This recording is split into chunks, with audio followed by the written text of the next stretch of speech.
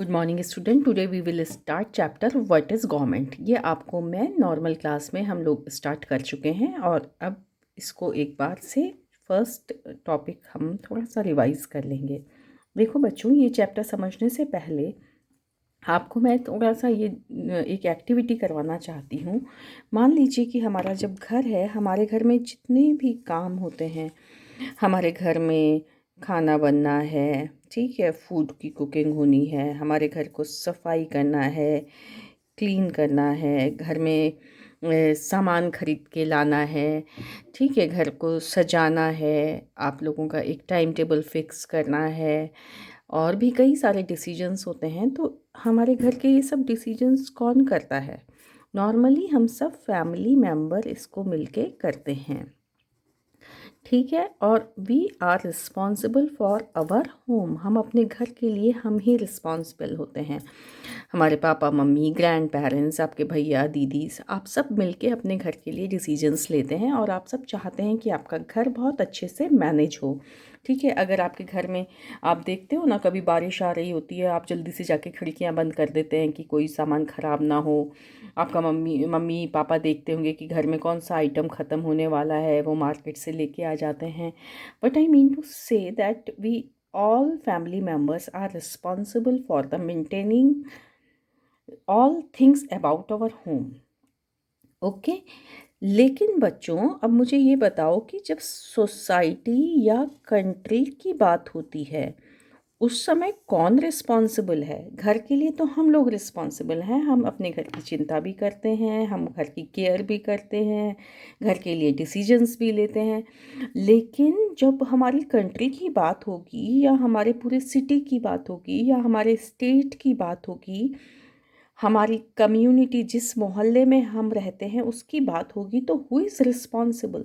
देखो, मैंने यहाँ पे रेंडमली कई सारे वर्ड्स लिखे हैं। वी नीड एजुकेशन, है ना, हमें एजुकेशन, हमको स्कूल चाहिए, हमको एग्ज़ाम कंडक्ट करने होते हैं, स्कूल्स का मैनेजमेंट देखना होता है, हमको रोड्स चाहिए, हमको रेलवे लाइंस चाहिए, बस स्टेशन बनना है, रेलवे स्टेशन बनना है, ट्रेन्स आनी है, हमारे कई सोशल इश्यूज़ हैं, जैसे पॉवर्टी है, इनइक्वालिटी है, डिस्क्रिमिनेशन है, लोग एक दूसरे से भेदभाव करते हैं, कितने सारे सोशल इश्यूज़ हैं। ये सब कुछ फैमिली में हो रहा होता है, तो फैमिली मेम्बर्स इसको सॉल्व कर रहे हैं। वाटर सप्लाई, हम सबको पानी चाहिए। आपने घर में तो पानी देख लिया, नल में आ रहा है, लेकिन वहाँ वाटर सप्लाई कहाँ से आ रही है? आप अपने घर में एक स्विच ऑन करते हैं, आपको लाइट जल जाती है, लेकिन आपको ये समझ में आना चाहिए कि इलेक्ट्रिसिटी घर तक कौन पहुँचा रहा है? हेल्थ, हम आप आजकल देखते हैं कि हमें अपने हेल्थ का इतना हम लोग ध्यान रखते हैं, अपने इम्यून सिस्टम का, अपने हाइजीन का, सब चीज़ का हम लोग ध्यान रखते हैं। लेकिन अगर हम बीमार हो ही जा रहे हैं तो हमें हॉस्पिटल जाना है, डॉक्टर के पास जाना होता है, दवाइयाँ खरीदनी होती हैं, कई बार सर्जरी करानी होती है, कोई टेस्ट कराना होता है। तो वो कौन है जो इन सब का ध्यान रखता है? हमारा अपना तो कोई पर्सनल हॉस्पिटल नहीं है ना, हर एक के घर में कोई डॉक्टर भी नहीं होता। तो कहाँ हम जाएंगे? Who will take care of us? Same way defence of the country, हमारी जो कंट्री है इसका जो सिक्योरिटी है, डिफेंस का ध्यान कौन रखेगा? ये भी हमारे दिमाग में एक क्वेश्चन आना चाहिए।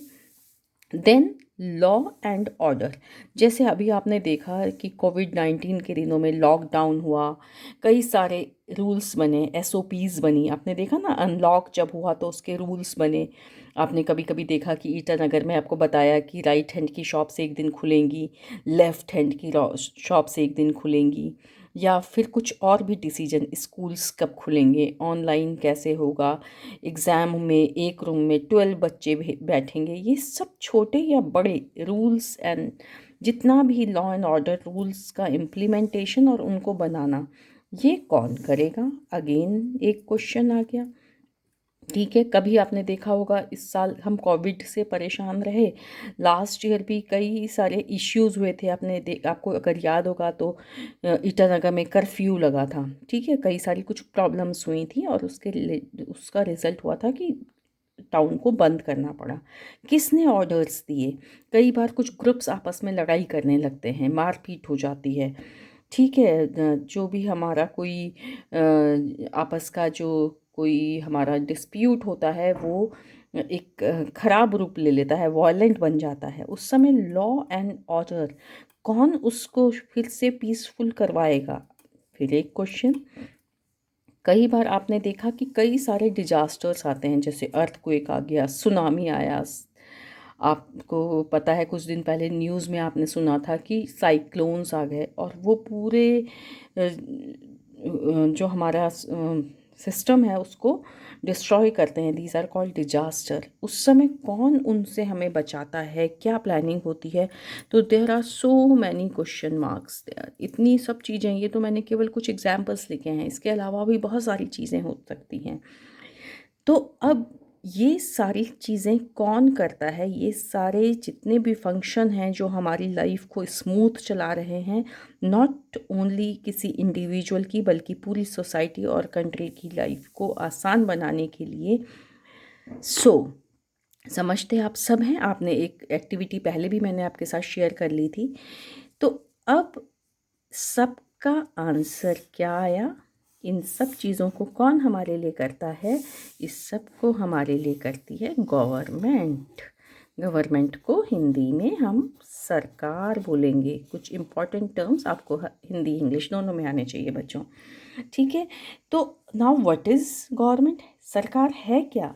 आपको कभी कभी लगता होगा कि ये कोई फेरी टेल की तरह आपको लग रहा है कि कोई मैजिक स्टिक नहीं है सरकार, या कोई एक सिंगल पर्सन जो है वो सरकार नहीं है, ठीक है? सरकार हम आपको समझाने के लिए जैसे जैसे क्लास बड़ी होगी आप उसकी डेफिनेशन को और एक्सपैंड करेंगे, लेकिन सरकार को हम एक ऑर्गेनाइजेशन, एक इंस्टीट्यूट और उससे भी अच्छा हम एक सिस्टम कह सकते हैं जो कि बहुत सारे फंक्शन कर रही है। तो government is a system which is functioning so many task, for example providing education, dealing with social issues, providing us many facilities like water, electricity, road, railways, communication, health facilities.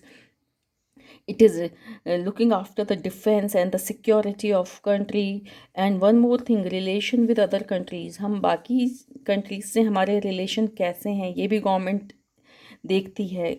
हमारे law and order को maintain रखती है, during disaster हमको मदद करती है, rules बनाती है और ना केवल रूल्स बनाती है, उनको इम्प्लीमेंटेशन भी करती है। इम्प्लीमेंटेशन का मतलब उसको लागू करना, उसको अप्लाई करना। तो गवर्नमेंट एक ऐसा सिस्टम है जो कि ये सारे काम कर रहा है। क्लास 6 में हम गवर्नमेंट की डेफिनेशन के बजाय उसके फंक्शंस पर ज़्यादा जोर देंगे, फंक्शंस को ज़्यादा अच्छे से समझेंगे। तो आई होप अब आपको गवर्नमेंट, व्हाट इज़ गवर्नमेंट, ये एक थोड़ा सा क्लियर कॉन्सेप्ट हो गया होगा। अब आप इसको NCERT बुक के चैप्टर को पढ़िएगा और उसमें बॉक्सेस में कुछ एक्टिविटीज़ दी हैं, वो एक्टिविटीज़ आपको करनी है। मैंने आपको कुछ दी भी थी करने के लिए, तो आपको उसमें एक लिस्ट बनानी थी कि आपको क्या लगता है गवर्नमेंट क्या क्या काम करती है। तो आपको बुक को पढ़ के भी जवाब देना है और अपने डेली लाइफ के एक्सपीरियंस से आप खुद सोचिए कि गवर्नमेंट क्या क्या करती है। आप जब सोचेंगे तो आपकी लिस्ट जितना मैंने ये बनाई है इससे भी बहुत लंबी हो जाएगी, ठीक है? तो गवर्नमेंट एक ऐसा सिस्टम है जिसके बिना हम मॉडर्न सोसाइटी में हम इमेजिन नहीं कर सकते कि हमारा सोसाइटी या हमारी कंट्री ठीक से फंक्शन कर पाएगी। तो ये हमारे चैप्टर का फर्स्ट पार्ट है, what is government. Okay, I hope आपको ये क्लियर हुआ होगा। नाउ बच्चों, इसके बाद हम इसी का जो सेकंड पार्ट है उसको हम देखेंगे। इसमें किसी को डाउट है तो आप मेरे साथ शेयर कर सकते हैं। Thank you.